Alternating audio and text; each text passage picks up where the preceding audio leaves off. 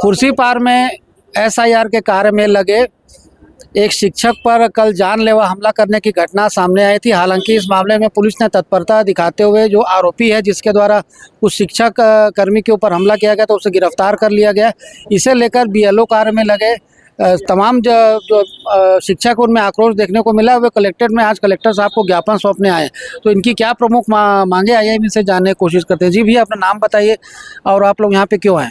Sir, मेरा नाम सतीश चंद्राकर है, अध्यक्ष ब्लॉक दुर्ग। सर, आज हमारी मांग जो थी कलेक्टर महोदय से लेके, वैसे तो काम हमारा सुचारू से चल रहा है, लेकिन कल जो घटना प्रत्याशित घटना जो हुई है उसके संबंध में हम कलेक्टर महोदय से इस बात पर चर्चा कर रहे थे कि सर, हम जहां कार्य कर रहे हैं वहां पर हमारे सुरक्षा के लिए कुछ इंतजाम किया जाए करके। तो इस संबंध में हमारी उससे करीब 15-20 मिनट बात हुई और उन्होंने सकारात्मक निर्णय लेते हुए हमारे सुरक्षा के संबंध में तुरंत जो एसपी महोदय को उन्होंने कहा और तुरंत एसपी महोदय के द्वारा जो संबंधित थाना जो क्षेत्र है जहाँ पर हमारे भाइयों की ड्यूटी लगी हुई है उसको तुरंत इस बारे में सूचित किया गया कि अगर किसी भी प्रकार की घटना अगर घटती है तो तुरंत वो आपकी सहायता के लिए पहुंचेंगे। और साथ ही ये भी कहा कि जो भी संवेदनशील क्षेत्र है, जैसे भिलाई के कुछ क्षेत्र हैं जहाँ पर ज़्यादातर बाहर से लोग आए हैं और जो रहते हैं, तो वो कहा कि उसके द्वारा कहा गया कि उस एरिया में वो दिन में कम से कम 1 से 2 बार उसकी जो टीम है, पुलिस की टीम है, वो गश्त करेगी ताकि लोगों में इस बात का पता चले कि यहाँ पर संबंधित के द्वारा कार्य जो किया गया उसके द्वारा पुलिस के द्वारा प्रोटेक्शन दिया जा रहा है करके। क्योंकि ये भी जानकारी मिल रही है कि बीएलओ जो शिक्षा कर्मी इनके द्वारा कार्य किया जा रहा है उनसे कई जगह अभद्र व्यवहार करने की बातें भी सामने आ रही, जिनके यहाँ जाते लोग उचित उत्तर नहीं देते, उन्हें निराश होकर के उस दरवाजे से लौटना पड़ता है। तो इस शिक्षा कर्मी हालांकि अपनी बातों को बता नहीं पाते खुल करके, लेकिन उन्हें कहीं ना कहीं परेशानी का सामना करना पड़ता है। सर, इस तरह की समस्याएं तो हर जगह अमूमन देखने को मिलती है। ग्रामीण क्षेत्रों को अगर छोड़ दे तो शहरी क्षेत्रों में मिलती है। कई जगह जब हम या हमारे जो साथी जब जाते हैं तो कई जन लोगों के द्वारा बहुत अजीब सा जवाब दिया जाता है कि आप बाद में आइए, दोपहर में आइए, शाम को आइए, ऐसा करके। तो इस तरह की स्थिति हमको देखने मिलती है और उन लोगों का जो भाषा जो रहता है बात करने का काफ़ी कठोर और अच्छे शब्दों का प्रयोग करते नहीं हुए हमारे साथ व्यवहार किया जाता है। आप क्या कहना चाहेंगे भैया? आप भी आए इनके साथ, चूँकि जो कल घटना हुई काफ़ी दुर्भाग्यजनक है, उसमें काफ़ी गंभीर चोटें आई है उस शिक्षा कर्मी को। तो इस तरह की घटनाओं पर पूरी तरह से पाबंदी लगे, अंकुश लगे, उससे किस तरह पे आप देखते हैं किस तरह की कार्रवाई होनी चाहिए? ऐसे लोगों पर तो कठोर से कठोर कार्य करते हुए गैर जमानती धारा लगाते हुए उसको सीधा अंदर कर दिया जाए और एक जुलूस निकाला जाए ऐसे लोगों का। यह हम माननीय कलेक्टर महोदय से भी अनुरोध किए हैं, निवेदन किए इसके लिए। और जितने भी हमारे शिक्षक साथी हैं, इस जो घटना घटी है इससे काफ़ी भयभीत भी है, खासकर हमारे महिला शिक्षिका है। और इससे पूरे शिक्षक समुदाय बहुत ज़्यादा आक्रोशित है कि इस घटना से किसी के साथ भी ये घटना और घट सकती है। तो इस संदर्भ में आज हम लोग माननीय कलेक्टर महोदय से मिले हैं, तो इसमें कलेक्टर महोदय ने आश्वस्त किया कि सभी जगह प्रोटेक्शन दिया जाएगा और सहयोगी भी प्रदान किया जाएगा सभी को।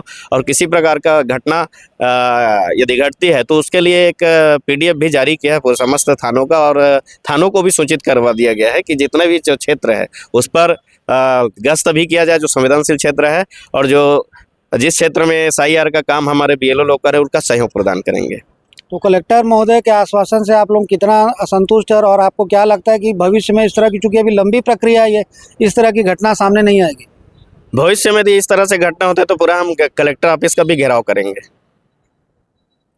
क्योंकि भैया तो एक दूसरा लीक से हट के मैं आपसे सवाल कर रहा हूँ कि चूँकि यहाँ पे ये भी देखने को मिल रहा है कि जो स्कूल के शिक्षक हैं, जो प्राचार्य हैं, सहित अन्य जो स्टाफ है, अभी उन्हें कुत्तों की मॉनिटरिंग के लिए भी लगाया गया है कि जो ताकि बच्चे सुरक्षित रहे। उससे लेकर आप कितने संतुष्ट, और इस प्रक्रिया में शिक्षकों को लगाया जाना कहाँ तक उचित है?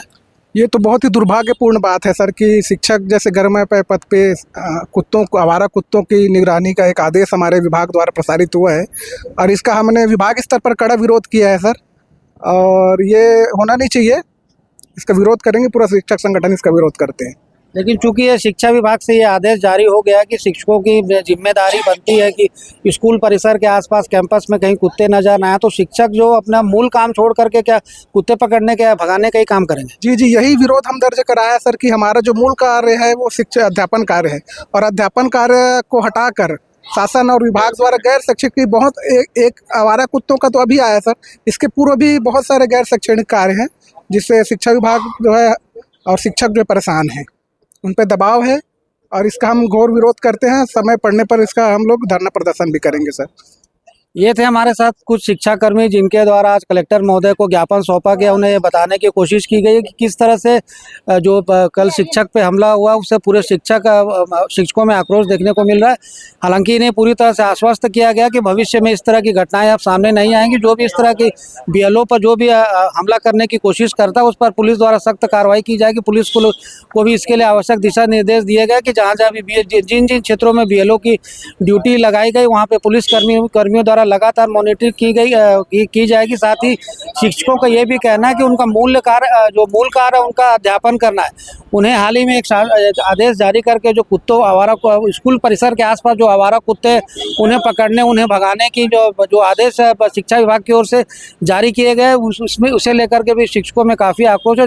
उनका कहना है कि यदि कुत्तों को भगाने या कुत्तों को पकड़ने का उनके द्वारा कार्य किया जाएगा तो अध्यापन कार्य निश्चित रूप से कहीं ना कहीं प्रभावित होगा। तो अपनी मांगों को लेकर इनके द्वारा शासन प्रशासन का ध्यान अवगत आकृष्ट कराने की पूरी कोशिश की गई। भविष्य में यदि इस तरह की घटनाएं सामने आती हैं या किसी तरह से बीएलओ से दुर्व्यवहार किया जाता है, मारपीट की घटनाएं सामने आती तो उस संबंध में इनका कहना है कि कलेक्ट्रेट ऑफिस का घेराव कर इस संबंध में अपने आक्रोश जाहिर किया जाएगा ताकि किसी शिक्षाकर्मी को अनावश्यक रूप से परेशान ना होना पड़े।